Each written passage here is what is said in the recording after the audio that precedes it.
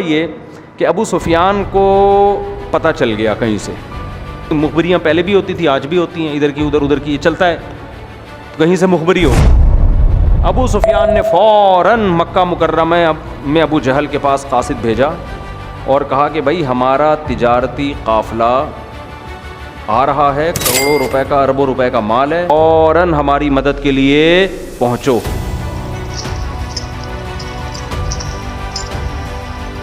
ادھر یہ ہوا کہ جب ابو سفیان کو پتہ چلا نا کہ یہ نبی نے ارادہ کر لیا ہے تو اس نے راستہ تبدیل کر دیا، راستہ تبدیل کر کے وہ بخیر و عافیت کہاں پہنچ گیا؟ مکہ۔ وہاں جا کے بہت سے سمجھدار لوگوں نے مشورہ دیا کہ بھائی اب ہمیں جنگ کرنے کی ضرورت نہیں، Caravan is safe, so there is no need to fight. Not fight. 1000 کا لشکر لے کے یہ لوگ نکلے ہیں۔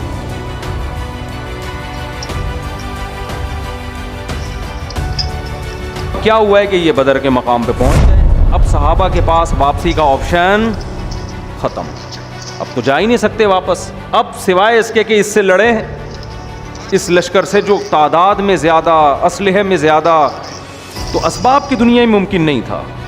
عرب میں یہ دستور تھا کہ دونوں طرف کی فوجیں جب آمنے سامنے کھڑی ہوتی تھیں تو بعض دفعہ قوم کے جو بہادر ترین لوگ ہوتے تھے نا وہ پہلے نکل کے آتے تھے سامنے، وہ کہتے تھے حل من مبارز، پہلے ہم سے لڑو۔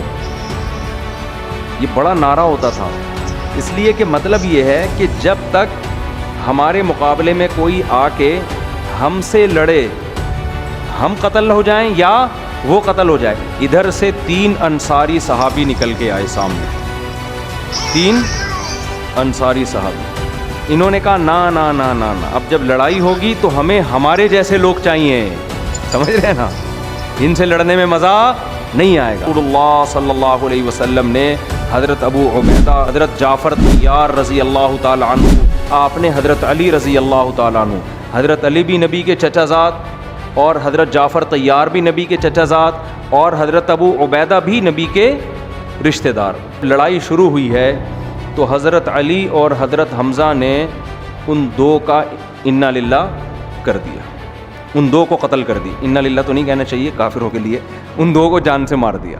لڑائی ہوئی، وہ یہ دونوں غالب آ گئے، لیکن حضرت ابو عبیدہ بن جراح رضی اللہ تعالیٰ عنہ کا جس سے مقابلہ ہوا تو اس نے حضرت ابو عبیدہ بن جراح کی ٹانگ پہ اتنی زور سے تلوار ماری کہ وہ ٹانگ آپ کی شہید ہو گئی، کٹ گئی، اور آپ کو میدان جنگ سے لایا گیا، لیکن پھر ان دونوں صحابی نے حملہ کر کے اس کو بھی قتل کر دیا۔ 2 صحابی تھے، حضرت معوذ اور معاذ، یہ دونوں بچے تھے۔ اچھا، اس جنگ میں کچھ بچے صحابہ کو واپس بھی کیا ہے۔ دونوں نے مجھ سے پوچھا کہ ابو جہل کدھر ہے؟ پھر یہ لوگوں سے پوچھتے پوچھتے ابو جہل کے پاس پہنچے، لڑائی ہوئی اور بالآخر ابو جہل کو انہوں نے گرا دیا، قتل نہیں کر سکے اس کو۔ یہ عبداللہ ابن مسعود رضی اللہ تعالیٰ عنہ دیکھا کہ ابو جہل جو ہے یہ پڑا ہوا ہے، زخمی تڑپ رہا ہے، تو یہ اس کے سینے پہ جا کے بیٹھ گئے اس کی گردن کاٹنے کے لیے۔ ابن مسعود نے اس کی گردن کاٹی، آخر لڑائی ہوئی ہے اور ان کے 70 بندے قتل ہو گئے۔ یہ ایسا کام ہو گیا جس کی توقع بالکل بھی نہیں تھی کہ یہ کیا ہو گیا، اور 70 گرفتار ہو گئے، تو 70 مارے گئے۔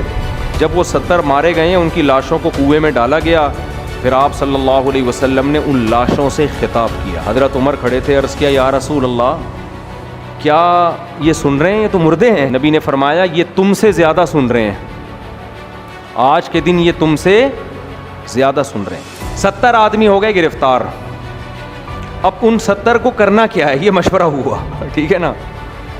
حضرت عمر رضی اللہ تعالیٰ عنہ نے حسب معمول مشورہ یہ دیا، جو جس کا رشتہ دار ہے اس کے حوالے کیا جائے اور وہ اس کی گردن اپنے ہاتھوں سے اڑائے، تاکہ یہ قوم پرستی کا کیا ہو، بالکل خاتمہ۔ تو آپ کا مشورہ یہ تھا نہ ہم ان کو فدیہ لے کے چھوڑ دیں، دوسرا ان میں جن کو پڑھنا آتا ہے ان سے ہم پڑھنا سیکھ لیں۔ مشورے پر عمل ہوا اور آپ صلی اللہ علیہ وسلم نے ان سب کو فدیہ لے کے چھوڑ دیا۔ تو یہ غزوہ بدر تھی۔